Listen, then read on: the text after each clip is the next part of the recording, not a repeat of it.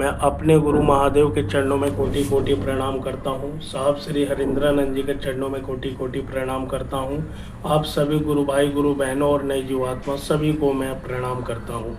मैं आपको एक छोटी सी एक आज बात बताना चाहता हूँ। एक बार एक बहुत ही गरीब आदमी था और वो बहुत ही परेशान रहा करता था। वो भगवान से हमेशा एक प्रार्थना किया करता था कि प्रभु मेरी गरीबी को दूर कर दो, मैं बहुत परेशान हूँ। और ये बड़ी शिद्दत से वो प्रार्थना करता था, बहुत शिद्दत से। और एक दिन भगवान ने उसकी सुन ली और वो ऐसे ही जंगल में जा रहा था, जंगल की तरफ जा रहा था, तो रास्ते में उसको एक गुफा मिली और उस गुफा के अंदर ना जाने कैसे उसके मन में से आवाज़ आई कि तुझको इस गुफा में जाना है। और वो उस गुफा में घुसा। डर भी रहा था कि कहीं शेर तो नहीं आ जाए या जंगली जानवर कोई बैठा ना हो उस गुफा में, लेकिन फिर भी वो भगवान का नाम लेते लेते चला गया। जब वहाँ पर गया तो उसने देखा कि बहुत सोने चांदी हीरे जवाहरात पैसा धन दौलत रखा हुआ है। वो उसका खुशी का ठिकाना नहीं रहा और उसने वो धन्यवाद दिया उस मालिक को कि हे ईश्वर, मैंने तुझसे प्रार्थना किया था, तूने मेरे सारे दुख ही दूर कर दिए। और वो वहाँ से कुछ धन इकट्ठा करके लाया और अपने गांव में आया। धीरे धीरे उसने अपना जीवन सही किया और जो भी ज़रूरतमंद लोग होते थे तो उनकी भी वो सेवा अब करने लगा। लेकिन वो ऐसे काफ़ी समय बीतता गया, वो सेवा करता गया। लेकिन एक दिन उसके मन में विचार आया कि मैं अकेला कब तक इन सब की सेवा करता रहूँगा, मैं क्यों नहीं इनको ही बता दूँ कि वो खजाना आखिर कहाँ छुपा हुआ है, तो ये सब अपने आप भी वहाँ से खजाना प्राप्त कर सकते हैं। ऐसा विचार आया उसको, तो उसने एक व्यक्ति को बताया कि देख भाई, तू मेरे पास मदद के लिए मत आ, अगर तुझको चाहिए ये धन दौलत जो भी कुछ चाहिए, मैं तुझे एक रास्ता बताता हूँ। उस रास्ते पे अगर तू चलेगा तो तेरा ये सारा दुख दर्द दूर हो जाएगा। लेकिन मैं वो रास्ता तभी बताऊँगा जब तू ये बात अपने पास तक नहीं रखेगा।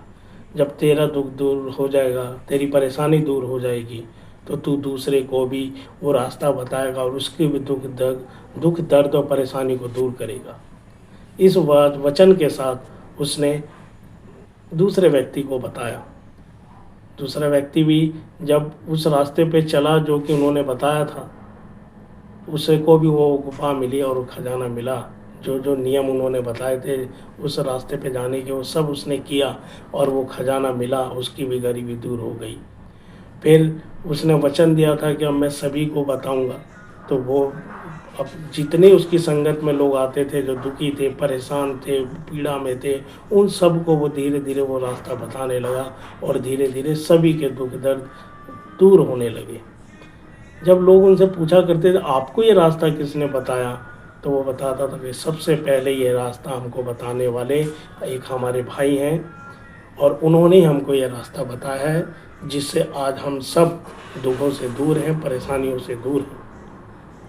तो ये कहानी के माध्यम से आपको बताना चाहता हूँ कि ये कहानी मेरे साहब श्री हरिंद्रानंद जी की ही है। उनकी एक इच्छा रहती थी कि मैं कुछ चमत्कारी पुरुष बन जाऊँ। उनको शुरू से एक इच्छा रहती थी और इतनी शिद्दत से वो उसको पाने के लिए कोशिश करते थे कि उन्होंने 14-15 तांत्रिक गुरु भी बनाए कि ताकि वो चमत्कार को सीख जाएं, लेकिन वो सफल नहीं हो सके। और लास्ट में उन्होंने हताश में आकर उस परमात्मा के आगे अपने आप को समर्पित कर दिया और कहा कि आज से तू ही मेरा गुरु है। जब अपने आप को उन्होंने समर्पित कर दिया और अपना पूरा जीवन उनके लिए निछावर कर दिया, तो उस महादेव ने भी उनको अपना लिया।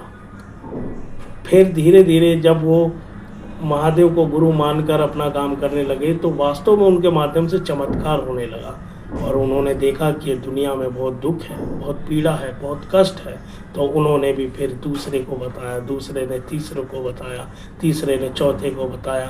आज 8 से 9 करोड़ शिव शिष्य हैं जो कि उस खजाने के बारे में जानते हैं और साहब के बताए हुए रास्ते पर चलकर अपने दुख दर्द पीड़ा को दूर कर रहे हैं।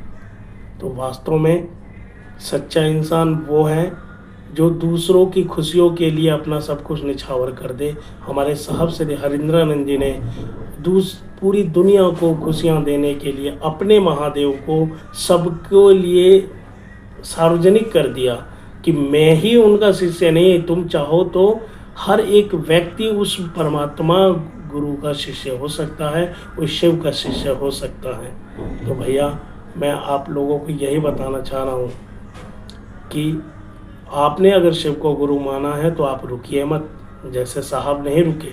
साहब ने पूरा जीवन अपने महादेव के कार्य में लगा दिया और जन जन को ये बताया कि वो महादेव मेरा गुरु है, तुम्हारा भी हो सकता है। तो आप लोगों ने भी अगर शिव को गुरु माना है तो आप भी रुकिए मत, चलते रहिए और जन जन को ये बात बताते रहिए कि वो महादेव मेरे गुरु हैं, आपके भी हो सकते हैं। अगर ये मेरी बात अच्छी लगी हो तो कृपया इसको सब्सक्राइब कीजिएगा मेरे चैनल को, और मैं आप लोगों से प्रार्थना करता हूँ कि ईमानदार शिव शिष्य बनिए। ईमानदार।